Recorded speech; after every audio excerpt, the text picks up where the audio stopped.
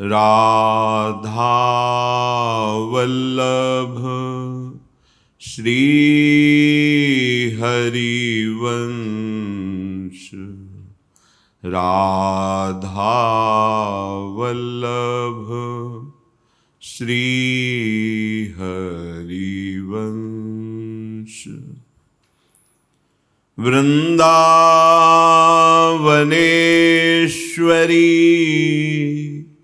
तवैव पदारविन्दं प्रेमामृतैकमकरन्द रसौघपूर्णम्। हृद्यर्पितं मधुपते स्मरतापमुग्रं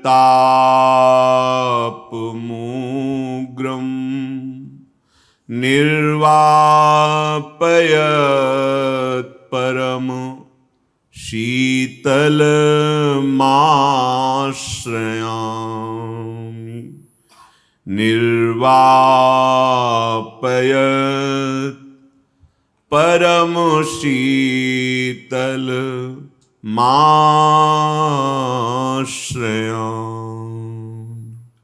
राधा राधा राधा राधा।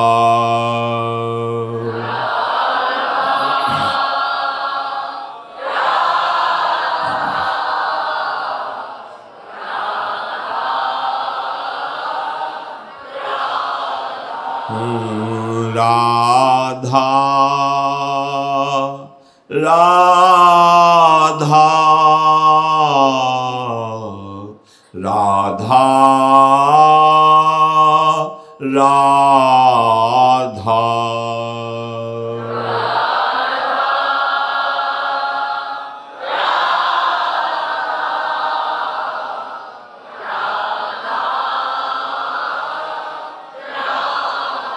राधा राधा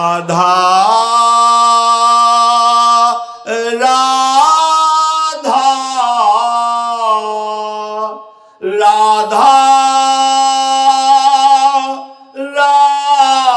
राधा।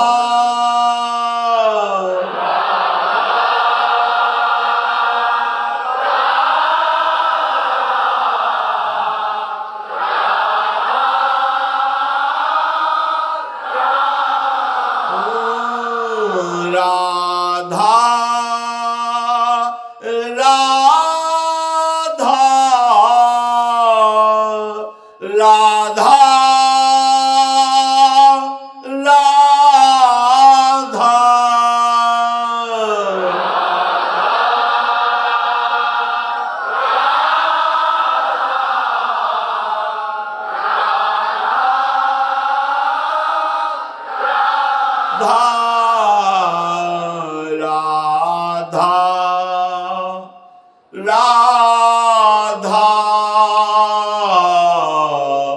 राधा राधा।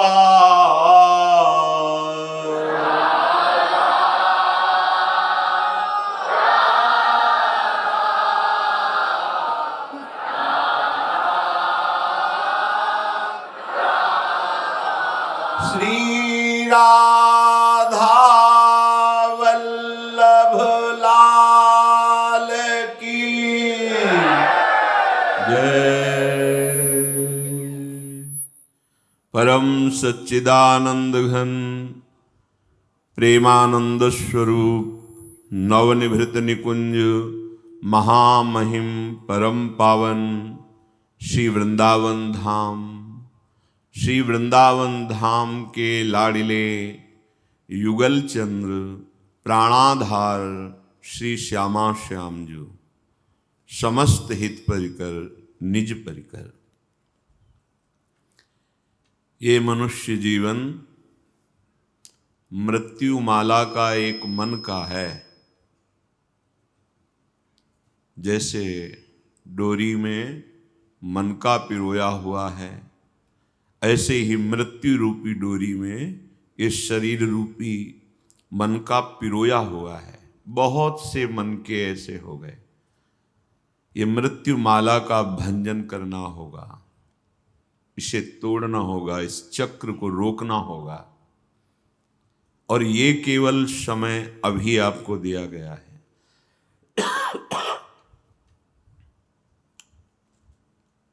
संस्कृति मांझ बरियाई के पायो, मानुष देह वृथा कत डारत। अभी समझ में नहीं आ रहा, अविद्या के कारण, अज्ञान के कारण भगवान ने संस्कृति चक्र को रोक करके हमें अवसर दिया है महासुख प्राप्ति का। दुर्भाग्यवश हमने सुख का भाव कर लिया इस प्रगट जगत के वस्तु व्यक्ति स्थान में। एकमात्र संत समागम, संतों की वाणी, शास्त्र सम्मत वाणी, इसी में सामर्थ्य है कि आपके इस मोह निद्रा को भंग करके जगा दे और आपके जागते ही ये मृत्यु की माला टूट जाएगी। ये स्वाप्निक है। जब तक मैं तू तेरा मेरा, तब तक आप स्वाप्निक पुरुष हैं, आप जगे हुए पुरुष नहीं हैं। जगे हुए पुरुष का लक्षण होता है द्वंद्वातीत, गुणातीत, कालातीत, किंचन मात्र कहीं कोई चाह नहीं, अचाह स्थिति, सोच ही नहीं रहती। जगे हुए पुरुष के हृदय में किसी भी वस्तु व्यक्ति स्थान का अस्तित्व ही नहीं होता। जैसे स्वप्न से जगे हुए पुरुष को स्वाप्निक वस्तु व्यक्ति स्थान का अस्तित्व ही नहीं रहता, ऐसे ही इस जगत में अविद्या मोह से ग्रसित जो भूले हुए अपने स्वरूप को विचरण कर रहे हैं, जब गुरु कृपा से, गुरु वचनों से, सत्संग के द्वारा वो जगते हैं, तो संपूर्ण चराचर जगत में अस्तित्व ही नहीं रहता नानात्व का। ब्रह्म सत्यम जगन मिथ्या, स्वाप्निक विलास से वो जग गया। ये बहुत कठिन है। इसलिए बहुत कठिन है कि बहुत जन्मों से हमारा राग, आसक्ति, मोह ये पुष्ट हो रहा है। अब अवसर मिला है इनको नष्ट करने का, इनके बंधन से मुक्त होने का। तो इसमें सबसे पहले उपासक की एक चतुरताएं होनी चाहिए। बहुत अनुभवगम्य बात है। आपका मन आप नहीं है, और जब ये आपको वस्तु व्यक्ति स्थान के भोगने का, देखने का, सुख लेने का संकल्प बनाना चाहे, तो आप इससे निरपेक्ष हो जाएं। भगवत कृपा से अगर ये बात समझ में आ रही हो तो आप बहुत बड़े परमार्थ के पथिक बन सकते हैं। बस एक ही बात है, यही हम फेल हो जाते हैं। इसका स्वभाव है तन्मय कर लेना। जहां ये कोई विषय देखा हुआ, सुना हुआ, भोगा हुआ, चिंतन में आया हुआ, ये उसी समय हमें तदात्म कर लेता है। उसकी बात मेरी बात हो जाती, मैं की बात हो जाती है। मैं देख रहा हूं, मैं सुन रहा हूं, मैं भोग रहा हूं, मैंने देखा, मैंने सुना, मैं भोगूंगा। बहुत पॉइंट की बात है, बड़ी सूक्ष्म बात है, ये पकड़ने लायक बात है। सब संसार इसी में विचर रहा है। को एक पाव भगत जिम मोहि, जो कहो हरिवंश रस बिरलो समझनहार, एक दोई जो पाइए खोजी सब संसार। ये समझने की चेष्टा कीजिए। बिल्कुल आनंदित होकर आप कभी पराजित नहीं होंगे विकारों से। आप जब मन में आए हुए पूर्व अभ्यास, पूर्व संस्कारवश भोगों का स्फुरण होता है, मनन होने लगता है भोगों का, लड़ने की जरूरत नहीं, उससे रोकने की ताकत भी नहीं है, निरपेक्ष होने की बात है। बहुत अच्छे से समझ लीजिए। अगर आप जलन महसूस करके उनमें तन्मय हो गए रोकने के लिए भी, तो वो आपको गिरा देगा। ये कुछ बातें हृदय की अभ्यास में लाई हुई बातें हैं। आप उसमें ये क्यों नहीं होना चाहिए, नहीं, आप उसकी सत्ता दे रहे हैं, आप उसका चिंतन कर रहे हैं, आप कमजोर हो रहे हैं। निरपेक्ष हो गए, राधा राधा राधा राधा राधा राधा राधा, सुनो मत उसकी उस समय। पर बहुत प्रवीण साधक ऐसा कर सकता है। नहीं, हमारे कहने में देर लगी, उसको तन्मय करने में देर नहीं लगती। मन तन्मय कर लेता है, इतना बोलने में समय ज्यादा लग गया, इससे कम समय में वो तुम्हें तन्मय कर लेगा। तन्मय कर लिया, संकल्प बनेगा, परमार्थ से विलग होने वाली बात आ जाएगी। वो मिनट, वो सेकेंड, वो वृत्ति विलग हो गई परमार्थ से। निरपेक्ष, उसकी सुनो ही मत। जैसे पागल आदमी, बहुत ही पागल है मन, बहुत ही पागल है। यह हम अनुभव की बात में कहते हैं। कभी ऐसी स्थिति पैदा कर देगा, बड़ा भजन में मन लग रहा है, कभी ऐसी स्थिति कर देगा, न भगवान में विश्वास न साधन में विश्वास, एक खिन्नता सी। कभी इतने भोग प्रिय लगने लगेंगे कि लगेगा अगर भगवान प्रसन्न हो तो ये भोग हमें दे दे। देखो, आपको तन्मय किए हुए हमें दे दे। जनेन्द्रीय, रसेंद्रीय, नेत्रेंद्रीय, घ्राणेन्द्रीय, इनके भोगों को हम मानते हैं, भोक्ता बने बैठे हैं। मैं भोग रहा हूं, मैंने भोगा, मैं भोगूंगा। इसी का नाम अज्ञान है, अविद्या है, बंधन है। ये बहुत विवेक की जरूरत है। इसकी सत्ता ही नहीं है जिसे आप मान रहे हैं। अगर आप उसका विरोध करते हैं तो सत्ता है, और आप रागात्मक स्वीकार करते हैं तो सत्ता है। और भगवान कह रहे हैं नाशतो विद्यते भाव, इनकी सत्ता ही नहीं है। आगमा पाइनो अनित्यास तास तितिक्षस्व भारत, ये आने जाने वाले हैं, चुपचाप सह जाओ। सहत सहत बाढ़े भगति, मत बोलो कि मुझे ये जलन हो रही है, कामाग्नि, क्रोधाग्नि, मोहा, मत बोलो। नहीं बोलने से सत्ता दृढ़ होती है। मत आकर्षित हो, नहीं है, झूठा है, वो बोलता रहेगा, बोलने दो, बोल दो। उदासीन हो जाओ। और ये उदासीनता तभी मानी जाएगी जब भगवती स्मृति चल रही है, भगवान नाम चल रहा है। नहीं केवल बातों में होगा, अंदर आपको तन्मय कर लेगा। बहुत बड़ा खिलाड़ी मन है। अगर आप इससे उदासीन नहीं रहे तो आपके गुरु संबंध में, इष्ट संबंध में, परमार्थ मार्ग में यह श्रद्धा पैदा कर देगा। इतने दिन हो गए, अभी काम सता रहा है, अभी क्रोध आ रहा है, अभी जलन हो रही, ये वो, बड़ा प्रपंची है और ये भगवत स्वरूप है।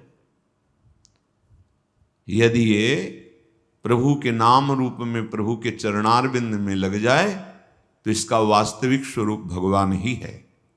इंद्रियाणाम मनश्चास्म, भगवान बोलते मैं हूं, बस अभी सुधारना है। इससे निरपेक्ष हो जाना ही इसको वश में कर लेना है। इस अनुभव की बात कह रहा हूं। इसकी सुनेंगे आप, नाराज होंगे तो ये फंसा लेगा, सुनेंगे आप, राजी हो जाएंगे तो फंसे हैं ही। ना नाराज होना है, ना राजी होना है। उदासीन, निरपेक्ष, ये तभी हो पाएगा जब आप सत्संग के वाक्यों का मनन करेंगे, जब आपका लक्ष्य हो जाएगा जीवन मुक्त होना, जब आपका लक्ष्य हो जाएगा भगवत प्रेम प्राप्त करना। श्रीपाद प्रबोधानंद जी महाराज कह रहे हैं, परम विमुक्ति साक्षात, परम विमुक्ति साक्षात, भूरिरस सर्वस्वमेव वा साक्षात। आहा, साक्षादत विश्वभाग्यम जीयाद वृंदावनम श्रुतैर्मृग्यम। हे भाई, मोक्ष साक्षात रखा हुआ है तुम्हारे सामने, उठा भर लो। अर्थात तुम्हें मुक्त होना नहीं है, तुम्हें कभी कोई बांध ही नहीं सकता। तुमने पकड़ रखा है, तुम्हें किसी ने नहीं पकड़ा है, तुमने पकड़ रखा है। देखो, तुमने मन को अपना मैं मान लिया, बुद्धि को मान लिया, इंद्रियों को मान लिया, भोगों में सुख, ये आपकी हैं, आपकी गलती है। आप अभी नकारिए, नहीं नहीं नहीं, अभी आप ऊंचे चढ़ते चले जाएंगे। आपकी स्वीकृति है, बिल्कुल सहज में समझ लो। हमारे शास्त्रों में दो पद्धतियां रखी गई हैं भगवत प्राप्ति की, अन्वय और व्यतिरेक।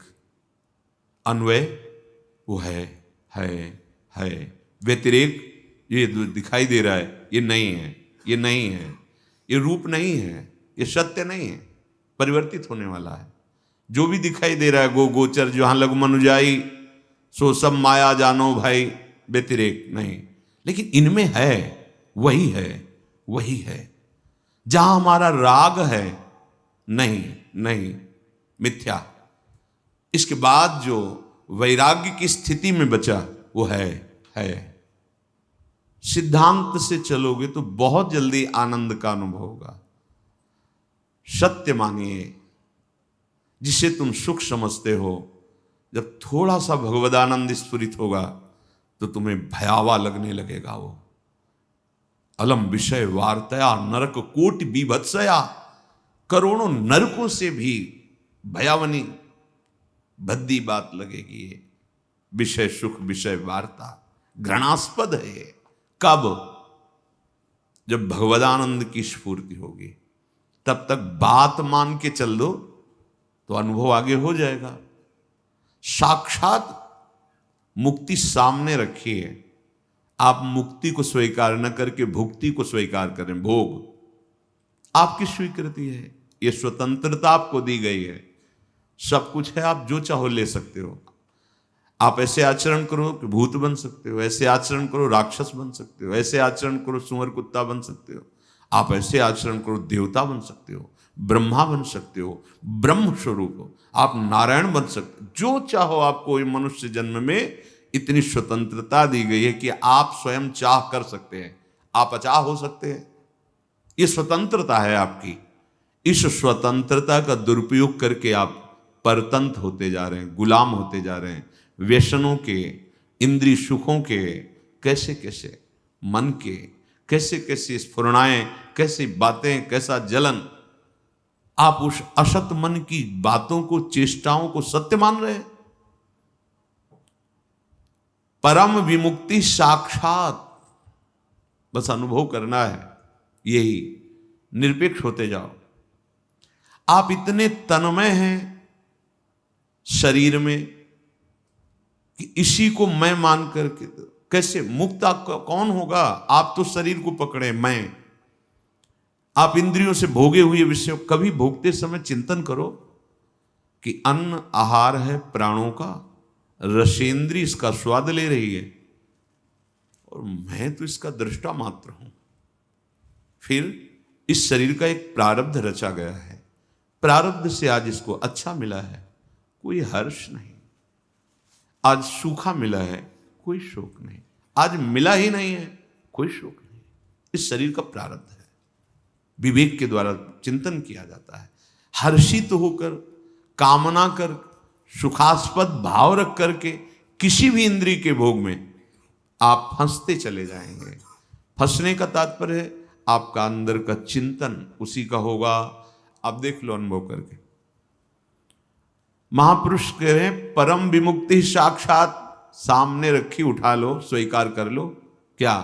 पहले अस्वीकृति करो, व्यतिरेक, ये नहीं चाहिए, ये नहीं चाहिए, ये नहीं चाहिए। जाहि न चाही कबहू कछु, सामने रखिए। क्या चाहिए तुम्हें? कहते मुझे भगवत दर्शन चाहिए। ठीक है, बहुत जल्दी हो जाएंगे, पर आपके अंदर और चाह नहीं होनी चाहिए। बोले वो तो है, तो उसको मिटाओ। लगो भजन में, लगो सद्भावना से युक्त होकर सत्क्रियाओं को करो, भगवद अर्पित करो, नाम जप करो, भगवत लीला गुणगान करो, महत्पुरुषों का संग करो। अन्य चाह जिस दिन मिटा दी तो ये प्रश्न खत्म हो जाएगा कि भगवान है कि नहीं है, और भगवान है तो कैसे हैं, उनकी प्राप्ति कैसे, ये सब खत्म हो जाएगा। वो आप हैं, वो आप ही आप हैं, गूढ़ भाषा है। वो नहीं है, वो आप ही आप है, अपने आप अनुभव हो जाएगा। बहुत बहुत सुलझ करके हमारी बात जो हृदय की है उसे समझो। एकमात्र मन से निरपेक्ष होना है। इसकी एक भी बात जो भगवत विमुख करने वाली है वो तुम्हारी नहीं है। तुम उसे स्वीकृति के द्वारा इतने फिसल गए, इतने कमजोर हो गए कि उसकी बात माने बिना आप समझते हैं कि मैं जी नहीं पाऊंगा। यही भारी बंधन है, ना होते हुए भी। नहीं तो कह रहे परम विमुक्ति साक्षात, एक अद्भुत नशा, एक अद्भुत आनंद। नशा जिससे नशेबाज शिथिल हो जाता है, उसको बाय शुद्ध नहीं रहती। श्रीमद् भागवत में लिखा हुआ है, जैसे कोई अधिक मदिरा पान किए हुए पुरुष, उसको पता नहीं होता कि हमारे वस्त्र हैं कि नहीं हैं, मैं कहाँ पड़ा हूँ, मैं किस हालत में हूँ, बिल्कुल शुद्ध नहीं रहती। ऐसे ही मना स्थिति जब ब्रह्माकार हो जाती है, अब शरीर का संचालन प्रकृति स्वयं करती है। वो माँ की तरह उसकी रक्षा दुलार पोषण कर, उसको कोई शुद्ध नहीं होती ज्ञानी महापुरुष को। ऐसे ही भक्त देह कुटुंब ते जाए छूट सब ही विदिना, तो अब स्वयं उसके आराध्य देव संभाल करते हैं उसकी देह की। उसको बिल्कुल कोई चिंता, कोई आपको लगेगा कि खा रहा है, पी रहा है, चल रहा है, स्नान कर, ये सब आराध्य देव ही बैठकर स्वयं करवा रहे हैं। वहां उसकी सत्ता नहीं रह गई है, उसमें लीन हो चुका है, तन्मय हो चुका है, मैं समा गया है। प्रेम गलियति साकरी तामे दो न समाए, एक होकर के लीन हो रहा है, तन्मय हो रहा है। साक्षात विमुक्ति। बोले मुक्ति तो हमें नहीं चाहिए।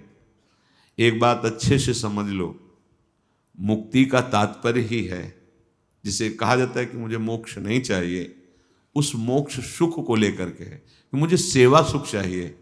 पर अगर मोक्ष मुक्ति की बात, तो देखो महाप्रभु हरिवंश चंद्रजू जिस जहाँ कह रहे हैं विभेम कैवल्यता, मुझे कैवल्य पद से भय लगता है, वहीं मुक्त होने की बात कह रहे हैं।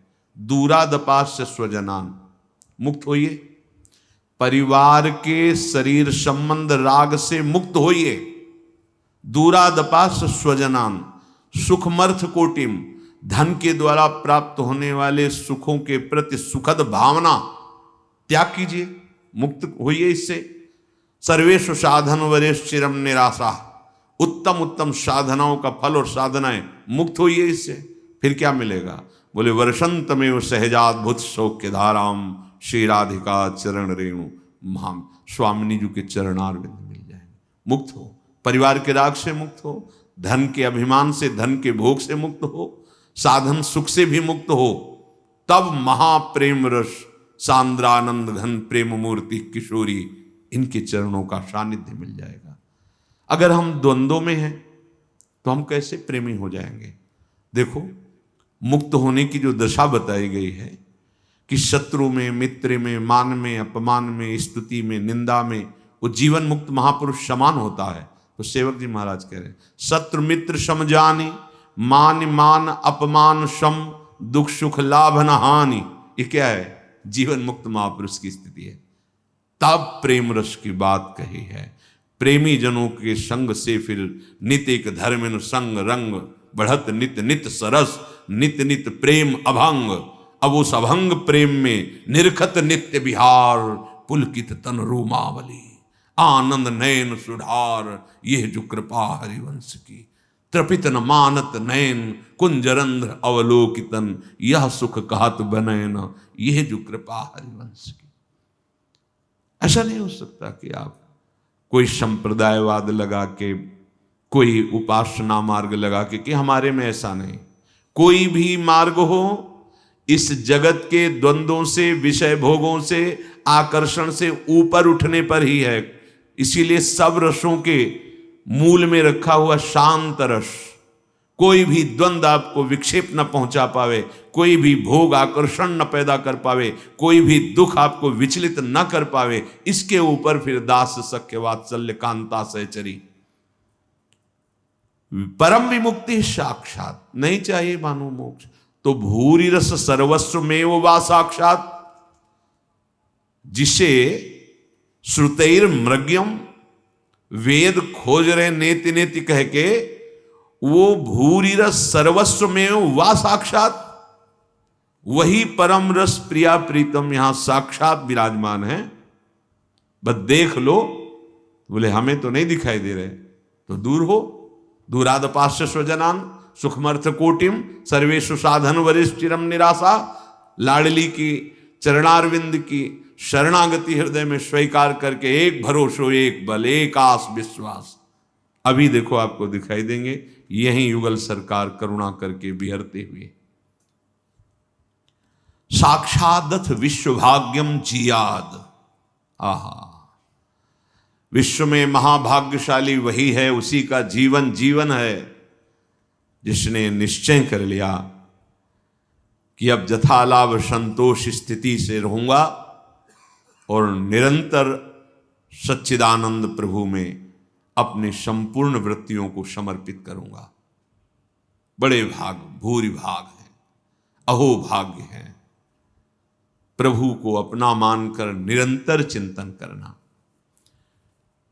ये जन्म केवल हम सब कार्य करते हुए प्रभु को समर्पित करते हुए प्रभु की प्राप्ति में लगा दें, नहीं तो बहुत घाटा हो जाएगा, बहुत धोखा हो जाएगा। इसकी पूर्ति पता नहीं किस कल्प में हो, कब ऐसा अवसर मिले। तुम्हें ये शरीर मिला है असली धन कमाने के लिए, परम पुरुषार्थ प्रेम।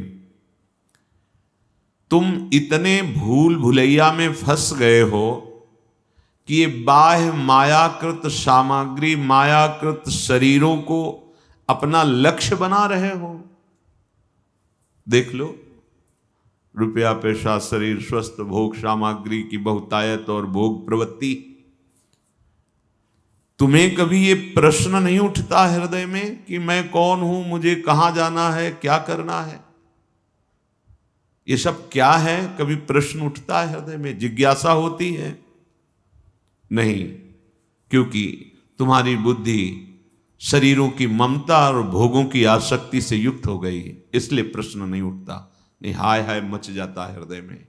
अब तो बस जो सत्य वस्तु शास्त्रों में लिखी हुई है, जो गुरुजनों ने प्राप्त किया, मुझे वही प्राप्त करना है।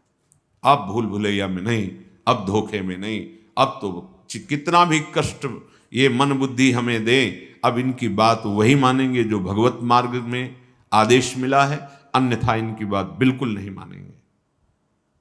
अभी एकदम हृदय में विराग्नि पैदा हो जाए, रोना आ जाए, विकलता आ जाए, या गाढ़ उदासीनता, खिन्नता। नारायण हरि भजन में पांचों न सुहात, विषय भोग, निद्रा, हंसी, जगत प्रीत, बहु बात नहीं। जहर लगता है बात करना, जहर।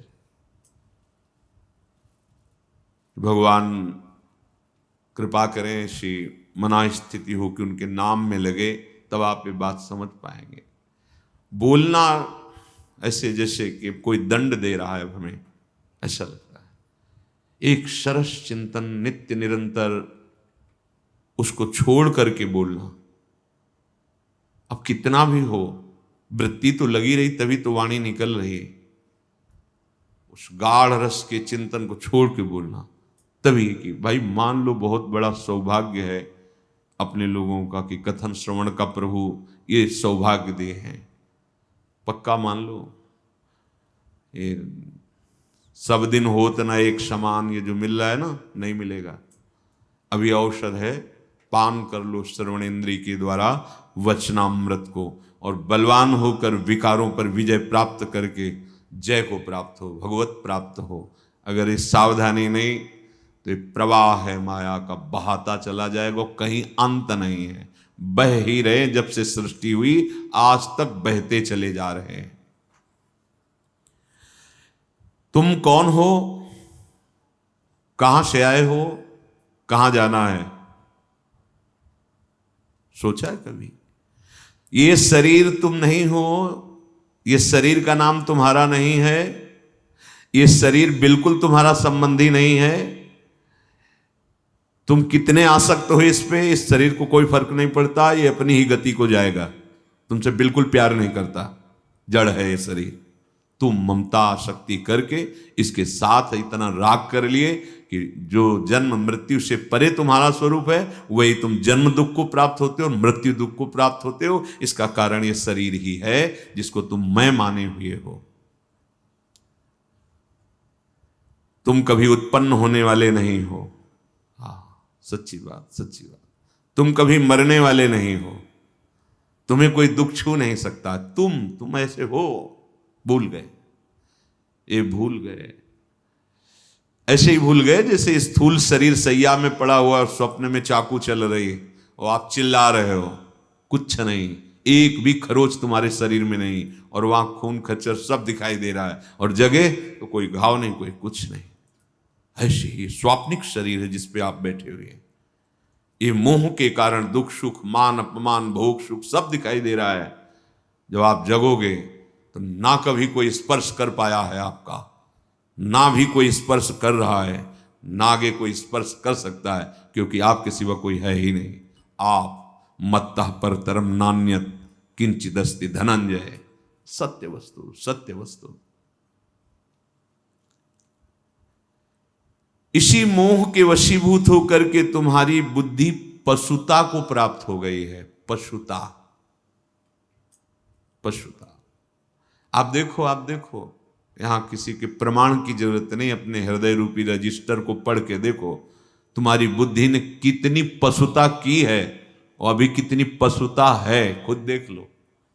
किसी को प्रमाण, बाहरी प्रमाण की जरूरत नहीं, आप अपने ही रजिस्टर को पढ़ के देखो। इसी जन्म के ये कितने दुष्ट हैं मन बुद्धि, कहां कहां कैसे कैसे, विचार करके देखो।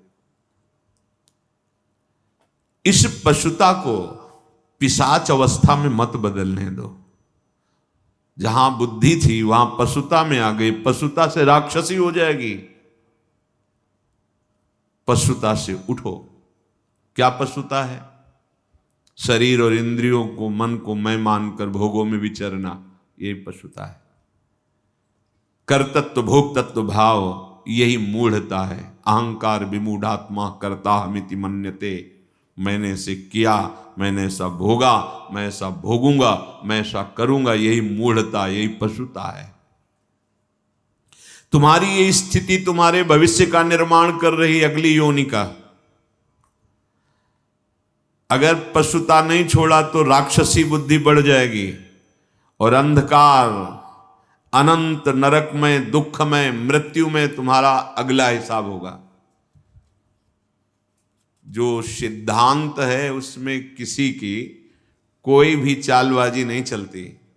यहां मृत्यु लोक में भले तुम चालबाजी चला लो, भगवान के विधान में नहीं, क्योंकि वो सर्वसाक्षी एक एक सेकंड की तुम्हारी बात देख रहा है। बढ़िया अवसर मिला है, अभी चेत जाओ तो तुम अपना उद्धार कर सकते हो। अभी सावधान हो जाओ तो विनाश के गर्त में गिरने से अपने को बचा सकते हो। तुम भगवान के अंश हो, परमात्मा के स्वरूप हो।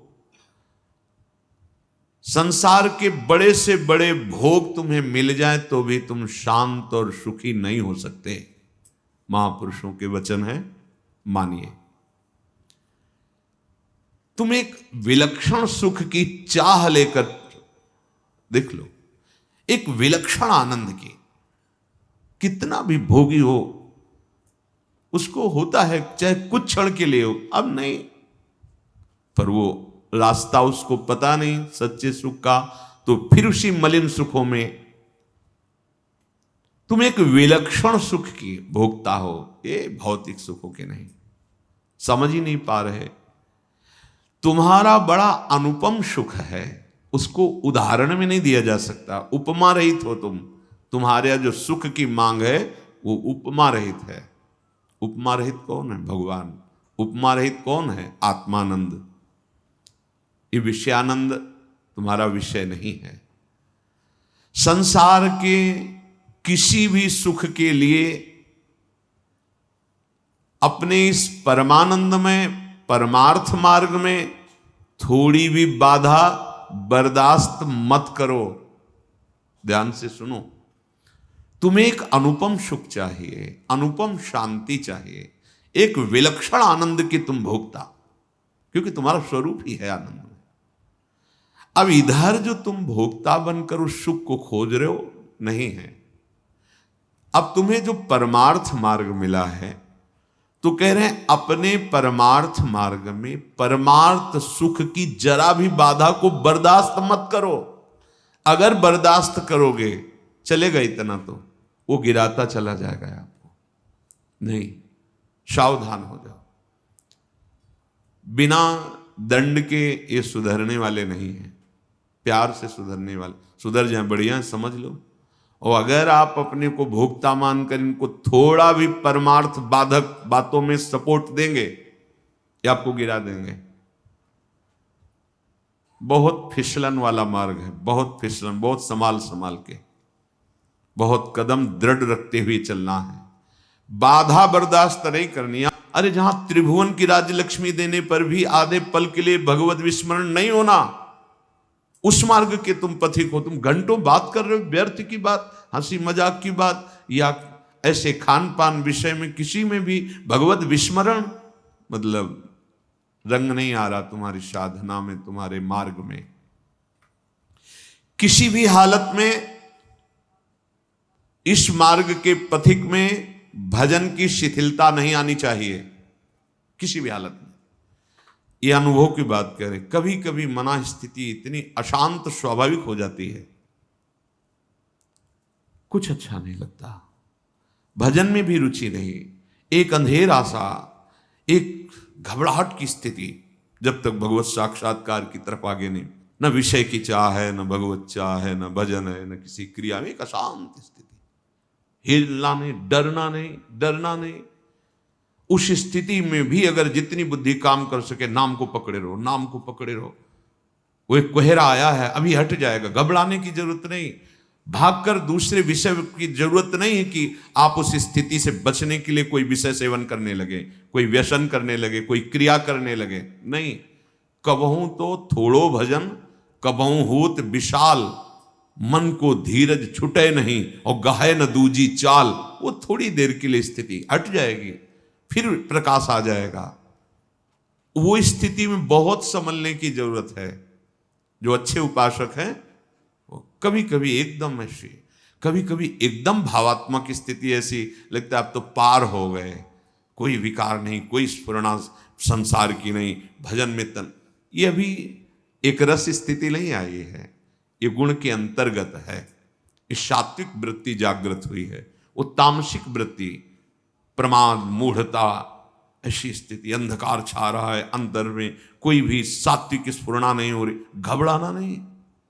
अभी त्रिगुणातीत रस नहीं मिला है, धैर्य पूर्वक आगे चलते हो। इसीलिए बिना सत्संग के साधक लड़खड़ा जाता है, गिर पड़ता है, क्योंकि वो ऐसी स्थिति आती, फिर उसे किसी न किसी के संग की जरूरत होती। और अगर संत संग नहीं हुआ, कुसंग हो गए तो गया। या तो असंग, या भगवत व्रत का अनुष्ठान, भगवत भजन में लगे हुए उत्तम साधक, या भगवत प्राप्त महात्मा, तभी हमारी बचत हो सकती है। अगर इनसे नीचे मिला तो गिर जाएंगे पक्का। वो ऐसी बात होगी, ऐसी सलाह होगी, वो गिर जाएगा। अपने निर्दोष साधन को बिना किसी भय, संकोच, लोक लज्जा, अपने साधन में लोक लज्जा भी नहीं। हम तिलक लगाएंगे, कंठी बांधेंगे, नाम जप करेंगे, सुबह इतने बजे नहा स्नान करके बैठे, घर के परिवार के लोग या कोई बाहरी उपहार दे तो भगत है या कुछ भी, न लोक लज्जा, ना कोई भय, ना कोई संकोच, अपने साधन को निर्दोष रखते हुए चले, उसे नियम कहते हैं। जो आपको नियम मिला है, दिनचर्या मिली,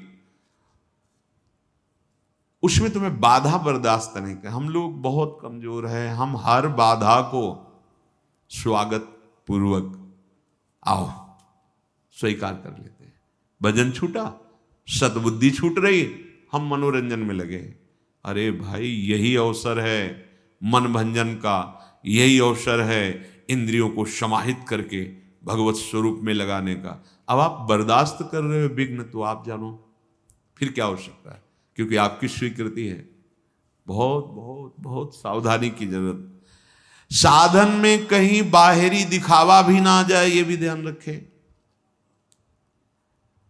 कहीं बाहर लोगों को ये दिखाने के लिए कि हम भगत हैं। देखो अभी पहले का लज्जा नहीं, संकोच नहीं, भय नहीं, अपनी दिनचर्या बिल्कुल, वो भगवत रिझावे के लिए, जगत रिझावे के लिए नहीं। अगर कहीं आपका लक्ष्य बन गया बाहरी लोगों को दिखाना, प्रणाम नमस्कार वंदना यश कीर्ति चार लोग, ऐसा, फिर तो असली वस्तु को नहीं प्राप्त कर पाओगे, बहुत लंबा समय नष्ट हो जाएगा। हाँ, अगर भगवान की शरण में हो तो ऐसे धक्के लगेंगे आपको कि आपको भागना ही पड़ेगा प्रभु की तरफ। ऐसे विघ्न उपस्थित हो जाएंगे कि उधर कदम नहीं बढ़ा पाओगे, भागोगे प्रभु की तरफ, पर पता नहीं वो कब समय दे। होश में अपने साधन का दिखावा अंदर पता चलता है, आप ही अंदर से जांच कर लीजिए। दूसरे को दिखावा, और प्रायः अहंकार देवता ये बहुत पसंद करते हैं। जो अहंकार है वो ये बहुत पसंद, उसकी पसंद चीज है। दंभ पाखंड दिखावा ये उसकी पसंद की चीज है, इसी से वो पुष्ट होता है, बलवान होता है, वो प्रेरित करेगा। हम ऐसा बोले जिससे चार लोग समझे हम ज्ञानी हैं, हम ऐसे बैठे जिससे चार लोग समझे ये योगी है, महात्मा है। हम ऐसा दृश्य उपस्थित करें जिससे हमें साबित किया जाए बहुत बड़े भजनानंदी। ये अंतर की वृत्ति है, सुधार कीजिए। साधन में कहीं बाहरी दिखावा ना जाए। अगर बाहरी दिखावा आ गया तो असली जो तत्व है, असली जो बात है, असली जो सच्चिदानंद परमात्म सुख है, उससे तुम वंचित हो जाओगे। हमें प्रभु को रिझाना है या जगत को रिझाना है? जब आप प्रभु को रिझाने की चेष्टा करेंगे तो सारा जगत आपसे रिझ जाएगा। जा पर कृपा राम की हुई, ता पर कृपा करे सब कोई। प्रभु प्यार करने लगे तो पूरा विश्व प्यार करने लगेगा। अंदर से ये देखते रहो, बिल्कुल शुद्ध परमार्थ की बात है। अंदर से देखो, जब आप अंदर से सच्चे साधन में लगे होगे, बाहर से तुम्हें कोई कहे ना पाखंडी, दम्भी, दिखावा, ये वो, तो मुस्कुराहट आएगी। जब अंदर से दम्भ कर रहे हो, फिर तुम्हें कोई दम्भी कहेगा तो तुम गाली दोगे, लड़ जाओगे, निंदा करने लगोगे। ये पहचान है कि दम्भ है तुम्हारे अंदर, उसको बुरा लगा। जैसे कोई निंदा कर रहा है वो आपके कान में पड़ा, तो सबसे पहले बुद्धि का कार्य होता है, वो तुरंत जांच करेगी। अगर सत्य मार्ग में चल रहे हो, ये जो बोला गया कोई लक्षण है अंदर, पूरी जांच कर, नहीं ठीक है, प्रभु की बड़ी कृपा है, मुस्कुराया, चल दिया, उसको बुरा ही नहीं लगा। जैसे आप गोरे हैं, आपको कहे काला कलूटा, तो आप नाराज हो जाएंगे क्या? क्योंकि आपको पता है आप गोरे हैं, आप नहीं नाराज होंगे। और काला कलूटा है और उससे कहे भी कि क्या यार गोरे हो तुम, उसको बुरा लगेगा क्योंकि वो नहीं गोरा है। ऐसे ही यदि सच्चाई से तुम भगवत मार्ग में चल रहे हो और तुम्हें कोई कह रहा है कामी है, क्रोधी है, लोभी है, पाखंडी, दम्भी है, तो आपको पता है ना कि गुरु कृपा से ऐसे इन दोषों का शांत, प्रसन्न, आपके अंदर उत्तेजना नहीं पैदा होगी। और यदि है तो आप ये साबित करने के लिए कि नहीं है, आप लड़ पड़ेंगे। आप, ये अंदर की बात है, सूक्ष्म बात है।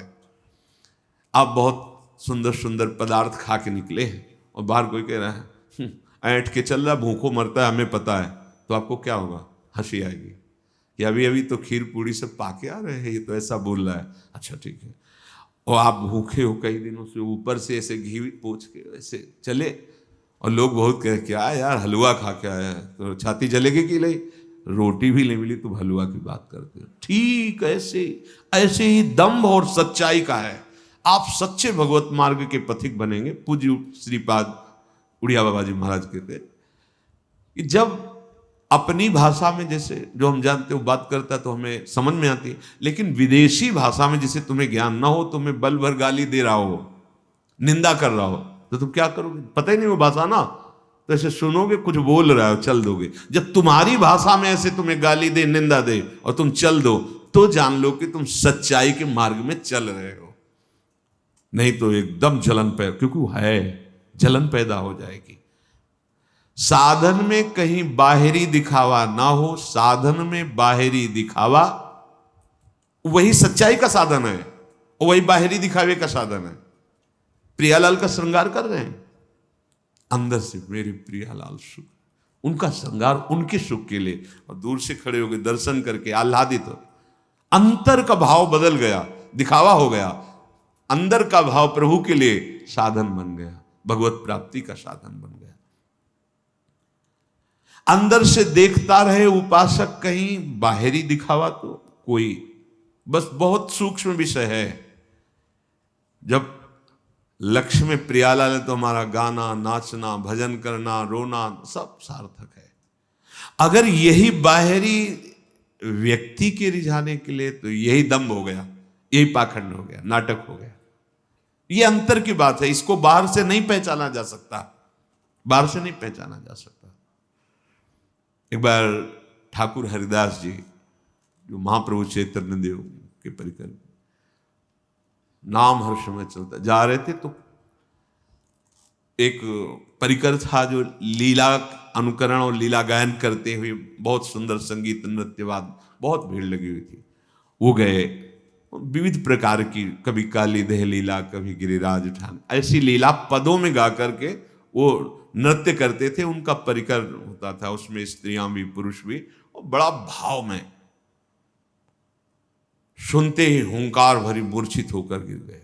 हाँ, अब तो ऊपर दर्ज ले रहे हैं, सब प्रणाम करें, जो देखना कि बहुत ऊंचे। एक और भी खड़े थे, तो अब वो भी वैसे ही, हाँ, तो उसने देखा तो जिससे ढोल बजा रहा था, जो एक दो सूट के भाग पड़े। लोगों ने पूछा आप ऐसे क्यों किए? बोले ये वास्तविक स्वरूप स्थिति में है और ये इनका नाटक कर रहे थे। अगर ये भाव में होते तो हमारे इस ढोल बजाने के एक दो डंडे में इनके होश ही नहीं आते, इनका मतलब ही नहीं होता। शरीर राग से युक्त होकर ये नाटक कर रहे थे, दम्भ नहीं। सच्चाई जो हृदय में है वो छुपती नहीं है, उसमें एक आकर्षण होता है, क्योंकि सब में भगवान बैठे हुए हैं। अपने आप आपको संपूर्ण जगत के हृदय में बैठे हुए भगवान का प्यार मिलेगा। नाटक करने की जरूरत क्या है? आप अंदर देखते रहिए, हृदय में काम, क्रोध, लोभ, हिंसा, वैर, दंभ, दर्प, ये दोष जैसे जैसे आप सच्चाई से चलोगे क्षीण होते चले जाते हैं, नष्ट होते चले जाते हैं सच्चाई से चलने पर बहुत दीर्घ काल तक संयम में रहना, ये कोई महीना दो महीना वाली बातें नहीं है। बहुत संयम से, ये हर स्थिति में अस्वीकृति ही हमारे हृदय में रहे, कभी स्वीकृति ना हो, चाहे जैसी परिस्थिति हो। इसलिए कह रहा हूं कि चली हुई बात है, ये बहुत ऊंचाई तक स्फुरण होते रहते हैं। बस तटस्थ भूमिका रखनी है, ये कुछ बिगाड़ नहीं पाएंगे। फिर एक स्थिति आती है जहां ये भी भगवत स्वरूप हो जाते हैं, इनका मलिन स्वरूप खत्म होकर पावन स्वरूप हो जाता है। अब काम काम नहीं रहता है, क्रोध क्रोध नहीं रहता है, सब भगवत स्वरूप हो जाते हैं। बाहर से तुम्हें कोई अच्छा बतावे, साधक बतावे, संत बतावे, ये तुम्हारा कोई लाभ नहीं है। अंतर से तुम निर्विकार हो रहे हो, ये लाभ है। तुम्हारा साधन उत्तरोत्तर बढ़ता जा रहा है और बाहर से लोग तुम्हारी निंदा कर रहे हैं, तो तुम बड़े भाग्यशाली हो। ये देखो परमार्थ है ये, क्योंकि जो पाप तुम्हें पूर्व के थे शरीर से भोगने पड़ते, वो अपनी जबान से निंदा करके तुम्हारे पापों को ले रहे हैं।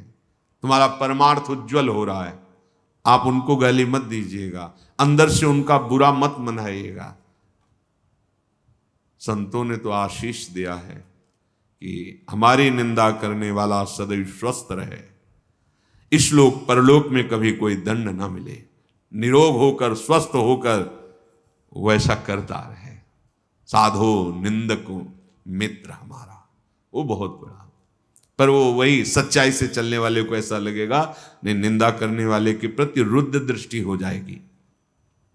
बड़े भगवान के कृपा पात्र हो तुम, तुम्हारा साधन ठीक चलना चाहिए, फिर निंदा होगी तो तुम्हें कोई कष्ट नहीं होगा और गलत है तो सच्ची बात कह रहा, सुधार कर लो। और अगर नहीं है तो फिर तुम्हारी परीक्षा हो रही, तुम ऐसे भाव से कि मुझे गुस्सा नहीं करनी, मुझे इसमें दोष दर्शन नहीं करना, मुझे ये क्रॉस करना है, ये निकलना ही है इससे। ये बंधन है छोटे छोटे, इनको आपको निकलना है। कभी कोई आपका अपमान कर, पास बैठे हैं, बार बार धक्का मार रहे हैं, अगर आपका मन भी जा रहा, शरीर शांत रहे, एक बार कह दे फिर उधर, तो आप समझिए कि अब आपके अंदर गुस्सा पैदा करने के लिए भगवान उसके अंदर प्रेरणा कर रहे हैं। शांत होकर नाम जप में एकदम, कितना भी वो करे, अब दोबारा ना उससे कहिए कि हमने आपको कहा, आप क्यों बार बार धक्का मार रहे हैं, फिर क्रोध आ जाएगा। बिल्कुल आप सावधान हो जाइए, हमारी परीक्षा हो रही, इस समय मुझे इससे निकलना है, ना मुझे दुखी होना, ना इसको दुख देना है, शांत। फिर आप देखना कितना अच्छा लगेगा जब आप वहां से बच के निकल जाएं, तो हृदय में एक आनंद आएगा, ये बिल्कुल गुस्सा नहीं आया, बहुत कृपा हो। धीरे धीरे हमको एक एक बात में निकलना है। हम लोग निकलने की जगह फंसते जाते हैं एक एक बात में। तो यंत्र है, उसमें तुम्हारा स्वामी बैठ करके जो तुम्हारे को परमार्थ में लगाया, परमार्थ का साधन बताया, परमार्थ में चला रहा है, वही तो उसके अंदर बैठकर तुम्हारी परीक्षा ले रहा है, तुम्हें सहनशीलता सिखा रहा है। इतना भी सहो, ये भी सह जाओ, महात्मा बनाना है। महात्मा ऐसे थोड़ी होता है, जो तितिक्षा का धनी होता है वही महात्मा होता है। उसके पास सहनशीलता, धैर्य रूपी धन बहुत बड़ा होता है, किसी भी स्थिति में विचलित ना होना। साधन में पूर्ण श्रद्धा, विश्वास, सावधानी, संलग्नता और नियम, ये बहुत आवश्यक है। नियमावली न टूटने पावे, बिल्कुल पक्का। आप कुछ वर्षों तक नियम आप पकड़े रहिए, फिर नियम आपको पकड़ लेगा। नियम किसे कहते हैं? शौच संतोष तपः स्वाध्यायेश्वर प्राणिधानानि नियमाः। शौच, संतोष, तप, स्वाध्याय, ईश्वर, प्रणिधान। आपका शरीर पवित्र रहना चाहिए, वस्त्र पवित्र रहने चाहिए, तब हृदय के पहले बाहर की पवित्रता को संभालो, फिर हृदय की पवित्रता की तरफ। जो अभी सत्संग में शुरुआत में कहा कि मन से निरपेक्ष होना, तो ये परम पवित्र होने वाली बात है।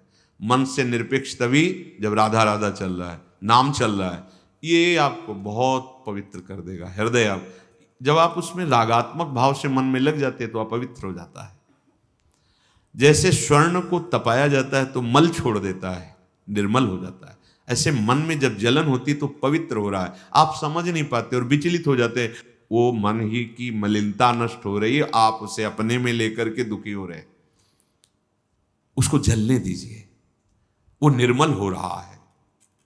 तपने पर जैसे स्वर्ण चमकने लगता है, ऐसे जो ताप सह जाता है मन निर्मल हो जाता है। तन को पवित्रता से युक्त रखे तो मंत्र और नाम आप देखिए स्वतः बहुत जल्दी जल्दी आपकी उन्नति होगी। ये अपवित्रता है। नियम में सबसे पहला है शौच, पवित्रता। आपका उठना बैठना, खाना पीना, देखना सुनना, चलना फिरना, भगवत स्मरण करते हुए पवित्र भाव से, और शरीर को भी पवित्र रखना। देखो जिनको ऐसा सौभाग्य नहीं मिला है, गृहस्थी में नाना प्रकार के कार्यों में रत हैं, तो अपवित्र पवित्रो वा सर्वावस्थांगतो विवा, जैसी भी स्थिति में हो तुम राधा राधा बोलो, पर आपको तो सौभाग्य मिला हुआ है कि आप हर समय असंग और पवित्र रह सकते। तो लाभ लीजिए और उस लाभ को जगत मंगल के लिए प्रभु के चरणों में अर्पित कीजिए। आपके लिए तो बहुत बढ़िया अवसर मिल गया है। आपका पवित्रता पर ध्यान होना चाहिए, आपका शरीर पवित्र होना चाहिए, आसन पवित्र होना चाहिए। शौचाचार के विषय में पीछे सत्संग में बताया गया है, मिट्टी जल आदि से शरीर की और राग द्वेष आदि त्याग कर भगवत स्मरण करते हुए हृदय की पवित्रता होती है। संतोष, चाहे गृहस्थ हो चाहे विरक्त हो, भगवत प्राप्ति करना है तो ये लाना ही होगा हृदय में। बिन संतोष न काम न साही, अछत काम सुख सपने नहीं। यदि संतोष नहीं है तो कामनाओं की बाढ़, और जहां कामनाएं हैं, कोई कोई तो कहते कि मांस वगैरह खाते हैं, पर आपके आदेश से हम ब्रह्मचर्य का निर्वाह करना चाहते हैं, त्रिकाल में नहीं कर सकते, राक्षसी भोजन पाओगे और तुम ब्रह्मचारी बनोगे, तुम आसुरी प्रवृत्ति धारण करोगे, और सच्चिदानंद में बिना चित्त जोड़े तुम इन दिव्य व्रतों का पालन कर सकते हो? कदापि नहीं। अरे यही तो दुष्टा रसेंद्री, यही तो भ्रष्ट करती है, इसी से सारे विकार शुरू हो जाते हैं। जिसकी रसेंद्री शासन में नहीं, खाना पीना सही नहीं, परमार्थ की केवल बातें करे, क्या राक्षसों को ज्ञान नहीं था क्या? दैत्यों का ज्ञान नहीं था क्या? आप देखो, जब वो अपने परिवारजनों को उपदेश करते हैं ना किसी संकट में, तो पूरे ब्रह्म ऋषि जैसा बोलते हैं, ज्ञान है। ऐसा नहीं कि नहीं ज्ञान, बहुत बोल रहे हैं, लेकिन आचरण में बिल्कुल ज्ञान नहीं है, तो इसीलिए तुमको राक्षस कहा गया। तुम्हारे आचरण राक्षसों जैसे हो, कह रहे हो कि हम अमुक अमुक साधन, व्यर्थ की बात। नियम से चलो, सोच, संतोष, भगवत कृपा से जैसी भी परिस्थिति तुम्हें दी गई है, जो भी धन भोजन परिवार जैसा भी, या विरक्त मार्ग जैसा, संतुष्ट रहो। जथा लाभ संतोष सदा, काहू सु कछु न। बड़ा शांत मार्ग है, बड़ा गंभीर मार्ग है ये, बड़ा सहनशीलता की जरूरत है। और सही पूछो तो आपको कोई दुख है ही नहीं, आपको कुछ चाहिए ही नहीं। आपके अंदर दुख और चाह जो आई, उस शरीर को लेकर, संसार को लेकर आई है। इसीलिए आपको संतोष, अगर संतोष धारण करोगे तो आशाएं नष्ट हो जाएंगी। आशाएं नष्ट होंगी तो दुख का नामो निशान मिट जाएगा। आशा ही परमम दुखम, नैराश्यम परमम सुखम।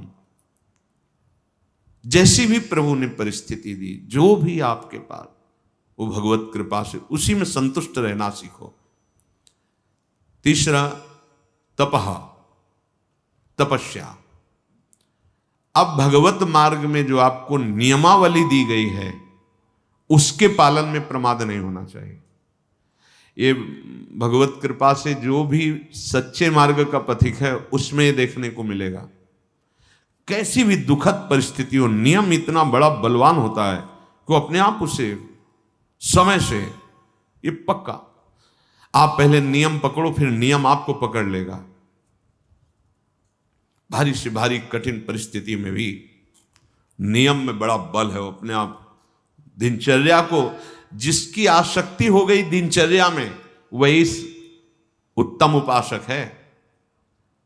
अगर 3 बजे से आपकी दिनचर्या है तो 2:45 बजे आप आके बैठ गए। 6 बजे जाना है तो 6 के बाद प्रणाम करके सबसे नाम जप करते थे। ऐसा नहीं कि हम फिर 4:30 बजे आ जाते हैं, 1 घंटा गए तो हम हैं। ये दिनचर्या नहीं, ये प्रमाद है। जिस समय जो आपकी दिनचर्या बन रही है, देखो आजीवन 2 बजे नींद त्यागने का गुरुदेव ने बचपन में अभ्यास बना दिया। समीप ही वो आप तखत पे शयन करते, समीप उठ देख उठ, 2 बज गए, माला ले बैठ जा। जी महाराज जी। वो आप बैठे ऐसे और नीचे, गुरु कृपा से आज तक कष्ट हो या कुछ भी हो, जो दिनचर्या है वो दिनचर्या है। वही दिनचर्या हमारा भगवान है, दिनचर्या ही हमारा स्वरूप है, दिनचर्या ही हमारी तपश्चर्या है। उसके लिए प्रमाद नहीं होता। अगर शरीर में जान है तो दिनचर्या में बाधा नहीं पड़। देखो बड़े बड़े सिद्ध महापुरुषों की, देखो श्री सनातन गोस्वामी जी वृंदावन से गिरिराज जी की परिक्रमा रोज लगाने जाते। जब वयोवृद्ध हो गए तो गिरिराज जी में लालजू महाराज प्रकट हुए और कहा, बाबा देखो हम तो हर समय आपके मानस पटल पर छाए रहते हैं, आपका शरीर वयोवृद्ध हो गया, आप काहे को आते हो? अब आपको परिक्रमा की क्या जरूरत है? अब मत आया करो। जी। दूसरे दिन फिर पहुंचे।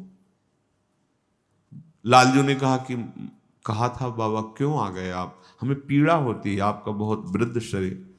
प्रभु रहा नहीं जा रहा है, उस शरीर का एक अभ्यास बन गया, रहा नहीं जा रहा है।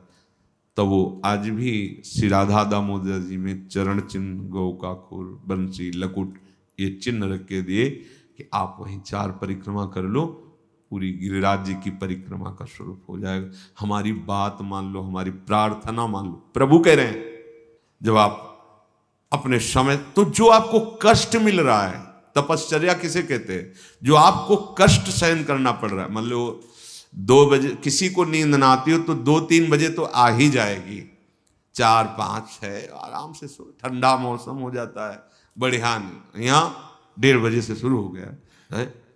अब जो नींद का समय तो इसमें जा रहा है।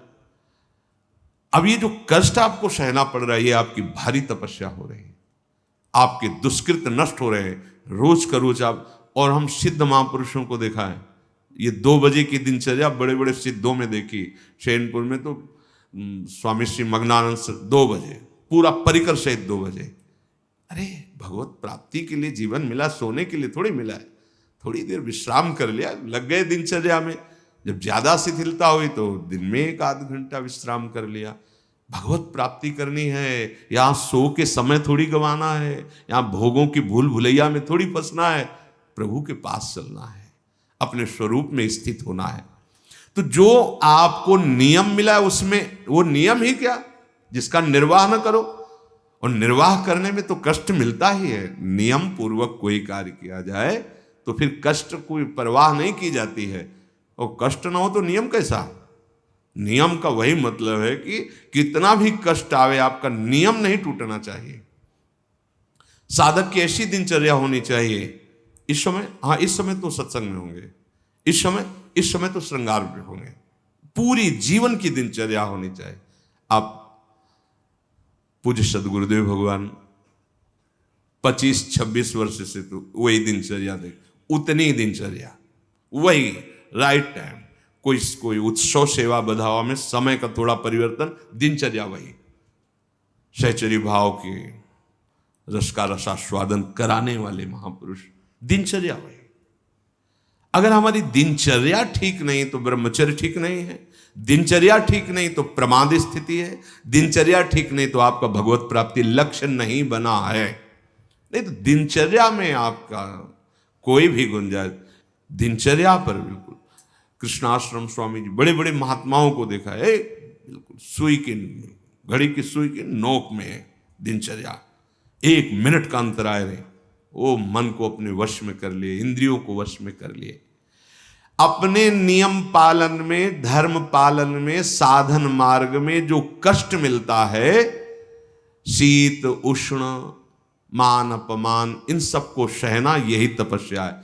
अब आप ब्रह्मचारी हैं, कभी कभी काम की वृत्ति आती है, वो आपको जलाती है, प्रेरित करती, शांत, किसी से कहना नहीं, कहने से सत्ता दृढ़ होती है कि आज हम बहुत विक्षिप्त हैं, शांत, राधा राधा, कैसे हो, मुस्कुरा, हाँ बहुत कृपा है, नहीं कोई परेशान, कोई परेशानी नहीं, जोई जोई प्यारो करे सोई मोहि भाव, राधा राधा, सत्ता ही खत्म। स्वाध्याय आचार्य ग्रंथ का, महापुरुषों की वाणियों का, शास्त्रों का स्वाध्याय नियमित होना चाहिए। जैसे अपने यहाँ वाणी गायन सब नियमित स्वाध्याय होना चाहिए। और ईश्वर प्रणिधानानि, अपने आराध्य देव जो गुरुदेव ने बताया है, अपनापन तभी सिद्ध होता है जब गुरु प्रदत्त होता है। अपनी मान्यताएं बदलती रहती हैं, लेकिन गुरु प्रदत्त, जैसे अपने को गुरुदेव भगवान ने दिया कि हमारे आराध्य देव श्री श्यामाजू, और श्यामाजू का सुख श्री लालजू महाराज, लालजू के प्राण श्री लाडलीजू, तो लाडलीजू के महासुख वर्धन करने के लिए उनके प्राणनाथ श्री लालजू में अद्भुत प्रीति, अद्भुत प्रीति। तद्भावोत्सवतः परम भवतु में तत्प्राणनाथ है। हमारी युगल उपासना ऐसी है, गोरे चरणारविंद की ठसक और युगल का उपासन। लालजू में अत्यंत प्रीति है, और कैसे है, मेरी प्यारी जू के प्राणनाथ हैं, प्यारी जू के परम सुख हैं। तद्भावोत्सवतः परम भवतु में तत्प्राणनाथ। ऐसे श्री श्यामा श्याम की ठसक में हर समय रहना, उनके चिंतन में रहना, अहम उनके दासत्व में समर्पित हो जाना। अपना उनसे अलग कुछ भी न रह पावे, उसे ईश्वर प्रणिधान कहते हैं। शौच संतोष तपा स्वाध्याय ईश्वर प्रणिधानानि नियमाः। प्रिया प्रीतम से संबंधित सब कुछ है, कुछ भी ऐसा अलग नहीं होना चाहिए। अपने आप महात्मा हो गए, देख लो। कुछ भी ऐसा नहीं खाएंगे जो प्रियाजू को अर्पित न करें, कुछ भी ऐसा नहीं पिएंगे जो प्रियाजू को अर्पित, कुछ भी जीवन में ऐसा नहीं होगा जिससे प्रियाजू का समर्पण ना हो। अभी सत्य मार्ग के पथिक बन जाओगे। कई लोग तो ऐसा करते हैं कि भोग लगाने के लिए अलग बनाते हो, अपने लिए अलग बनाते हैं, तो आपकी फिर बुद्धि कैसे प्रभु में तन्मय कैसे होगी? तुम अपनी रसेंद्री को तृप्ति करने के लिए अगर भाव रखते हो तो उपासना क्या? ये थोड़ी कि प्रभु भूखे बैठे हैं उनको पवाद, अरे विश्वंभर सारे जगत का भरण पोषण करते हैं, वो आपका केवल भाव पाते हैं। बाहरी जो शरीर की पवित्रता रखता है उसका वैराग्य बढ़ता चला जाता है। ये जितना आप मलिन शरीर रखोगे उतना ही भोगासक्ति बढ़ेगी, शरीरासक्ति बढ़ेगी। बाहरी इस नियम शौच रूपी नियम का पालन करने से शरीर पर राग रहित वृत्ति हो जाती है, वैराग्य हो जाती है, शरीर का रहस्य प्रकट हो जाता है। मैं नहीं हूं, पवित्र शरीर रखने से नहीं टिकाऊ नहीं, इससे राग खत्म हो जाता है। और अंतर से पवित्रता रखने से मन प्रसन्न रहता है, बुद्धि एकाग्र रहती, इंद्रियां निर्विषय हो जाती हैं और उसे आत्मबोध प्राप्त करने की योग्यता आ जाती है। बहुत सुंदर बात है। और संतोष धारण करने से समस्त सुख सामग्रियां उसके अनुकूल हो जाती हैं। रात से देखो, कामना करने से भटकना पड़ेगा और संतोष धारण कर लो तो सारे सुख वैभव आपके समीप आ जाएंगे। संतोष की सिद्धि यही है। और जो अपने मार्ग में चलने वाले कष्ट को सहता रहता है, तप उससे अणिमा लघिमा महिमा दूरदर्शन दूर श्रवण की सिद्धियां अपने आप प्राप्त हो जाती है। ये कोई इस बात में न रहे कि मैं इतना कष्ट सह रहा हूं, इसका मतलब क्या वो बड़ा सुखी हो रहा है। ये हम अंदर की बात बता रहे हैं, बहुत ध्यान से समझना।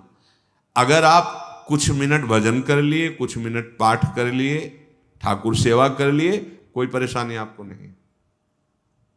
और अगर आपने सोच लिया है कि निर्विषय होकर भगवत प्रेम में डूबेंगे या मोक्ष पद प्राप्त करेंगे, अब होश में रहना। भगवत प्राप्ति के लिए अभी सब ये दुश्मन बिल्कुल तैनात हो जाए। अच्छा निकलना चाहता है, अब एक एक आपके अब सहनशील आशय उदार धीरज सहित विवेकी, अब युद्ध प्रारंभ होने जा रहा है। उनके लिए युद्ध थोड़ी होता है। 2-4 माला की आरती पूजा, खाए पिए मौज मस्ती, फिल्म देख रहे हैं, सब बैलेंस बन के चल रहा है। मन काय को मन जान रहा है, तुम्हारे अंदर चाह ही नहीं पैदा हो सकती भगवत प्राप्ति की। भोगेश्वर प्रसक्ता नाम, जहां भोग में आ सकती है, चित्त का अपहरण है भोगों में। 2-4 माला बढ़िया है, प्रायः ऐसा ही भजन अच्छा लगता है।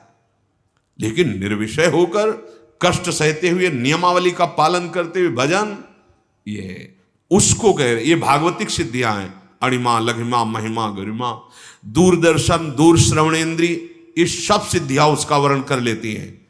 जो ये अपने मार्ग में अपनी दिनचर्या में बिल्कुल फर्क नहीं डालता और सहन करता हुआ किसी से कुछ नहीं कहता, आगे बढ़ता रहता है। भगवान बड़े कृपालु हैं।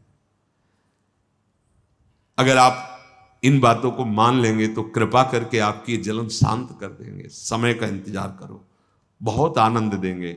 आप रो रो के कहोगे कि आप जैसा कृपालु कोई है नहीं।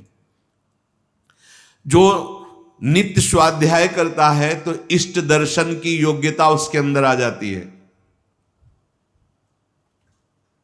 84 हरिवंशकृत पढ़े सुने निशिभोर, छुटी 84 भ्रमंते निरखय जुगल किशोर। नियम पूर्वक। और जो ईश्वर प्रणिधान है वो आगे चलकर समाधि स्थिति प्रदान कर देता है। ईश्वर प्रणिधान कोई भी वस्तु व्यक्ति स्थान कोई भी वृत्ति प्रभु से अलग नहीं है, सब प्रभु में समर्पित, दृढ़ निष्ठा अपने आराध्य देव की, तो चलते फिरते समाधि लगने लगती है। भाव में एकदम तन्मय है, शरीर से क्रियाएं हो रही या निष्क्रिय, उससे कोई मतलब नहीं। स्वामी जी महाराज इसी समाधि के लिए कह रहे हैं, आओ समाधि भीतर, चित्त न डुलाए तो, अगर इतुत चित्त डुलाए तो अगला जन्म हो जाएगा। आओ श्यामा श्याम के चरणारविंद के चिंतन में, उनकी लीला गायन में, उनकी लीला चिंतन में, ऐसा जहां सौंदर्य रूप, ऐसा जहां प्रेम रस बरस रहा है, वो कुंज निकुंज झलकने लगेगा। भारी समाधि स्थिति है। उपासक को चाहिए, जिसका शरीर रोगी है, वयोवृद्ध है, उनके लिए बात नहीं कह रहे। यदि आप जवान हैं, आपका शरीर स्वस्थ है, तो आसन पर बैठना सीखें। बहुत जरूरी है इंद्रिय संयम के लिए, मनोनिग्रह के लिए, और शरीर की जो वायु है उसको पचाने के लिए। अब नौजवान हैं, कोई रोग नहीं है, कुर्सी में बैठे भाई कैसे बनेगा? आपकी वृद्धावस्था है, आपकी टांगें दर्द कर रही, घुटने दर्द कर रहे हैं, कमर दर्द कर रहे हैं, गृहस्थी से आए हो, बैठो। आप बाल ब्रह्मचारी हैं, भगवत मार्ग के पथिक हैं, या आप गृहस्थ से संयम पूर्वक रहकर आए, तो कुर्सी सुख आसन पर बैठने की चेष्टा ना करें। एक आसन पर बैठे, एक आसन सुखासन इससे लगा लिया, शांत बैठे। उससे आपके शरीर में जो पीड़ा होगी वो वायु पचेगी। जैसे जैसे वायु पचेगी, शरीर हल्का होता चला जाएगा, शरीर राग हल्का होता चला है, विस्मरण होने लगेगा शरीर का। शांत, जहां हाथ रख दिए, गंभीरता, शांति, स्थिर भाव तक कम से कम 48 मिनट, 48 मिनट एक स्थिति में बैठ। अरे सर, कई कई घंटे का पद्मासन या सिद्धासन, 30 मिनट के बाद कष्ट शुरू हुआ, हर नस नाड़ी पीड़ा को, मैं शरीर नहीं हूं, ये भ्रम है, ये कष्ट नहीं, ये भ्रम है। थोड़ी देर बाद शून्य, शून्य के बाद शांत, अब बैठे रहो आराम से। पर वो समय क्रॉस करना जो बहुत कष्टप्रद, यही तो है सब इंद्रियों को अधीन कर लेना। शांत, हर नस नाड़ी शुद्ध वायु, जो वायु दोष पैदा करने वाली, वो भस्म हो जाती है उससे। कब आपकी वृत्ति संभलेगी? यही तो समय। अगर आप सत्संग में बैठे हो, लगाया आसन और बैठ गए शांत, या तो वक्ता की तरफ दृष्टि या नासाग्र दृष्टि। ये इस समय जो अपना सत्संग होता है, ये आंख मूंद के सुनने वाला नहीं है। आंख मूंद के तो फिर नींद आ सकती है, आलस्य आ सकती है। या तो नासाग्र दृष्टि और या तो वक्ता की तरफ एकाग्र दृष्टि। शांत, आपका शरीर स्वस्थ है, आप जवान हैं। आसन बहुत आवश्यक है, बहुत आवश्यक है। आपका शरीर स्वस्थ है, आपका भोजन कम हो जाएगा आसन में बैठने पर, क्योंकि डरोगे। अगर अधिक भोजन पा लिया तो आसन में नहीं बैठ पाओगे। पेट बड़ा हो गया तो आसन में बैठ पाओगे नहीं। उचित आहार, अपने आप सब ठीक होने लगेगा। आसन, हम कहते हैं ना पद्मासन लगाओ ना सिद्धासन लगाओ, तो ऐसी पलथी अलथी पलथी, जैसे पलथी मार के बस अब ऐसे रख दिया हाथ, वैसे शांत बैठे सुन रहे। अब दर्द हो रहा है तो चुपचाप नाम जप करते हुए अपने मन को लगाने की चेष्टा करो। सत्संग में नाम को चुपचाप सहो, सहते सहते अभ्यास हो जाएगा। अभ्यास हो गया तो भजन में डूबने का अवसर आने लगेगा। सिद्धासन, पद्मासन, सुखासन, ये भजन के आसन होते हैं। हमें लगता है कोई बिरले ही पद्मासन लगाता होगा। सिद्धासन का तो हो सकता है भाई प्रवचन में सुना है तो ज्ञान हो, ये बहुत आनंद प्रदान करने वाले हैं। सिद्धासन जैसे ना, अब तो किडनी खराब है, शांत, थोड़ी देर के बाद एक नशा सा दिमाग में चढ़ा, और आधा पौन घंटा व्यतीत होने के बाद शून्याकार स्थिति। कभी पंखा नहीं चला है, जब आसनों पे नहीं, शांत, पसीना से लथपथ, ठंडा शरीर, थोड़ी देर शांत। अब 2 घंटे 2.5 घंटे एक आसन पे, फिर लघु शंका आदि से फिर लगाया दूसरा आसन, मतलब सिद्धासन में 2.5 घंटे, पद्मासन में शांत, साय मच जाता। उसके बाद घंटों मंत्र चलाना नहीं पड़ता, चल रहा है अपने आप। एक अद्भुत स्थिति आती है। ये भागवती में आप दिन भर इधर उधर टहल रहे, टांगे बेग इधर, भजन में मन लगेगा।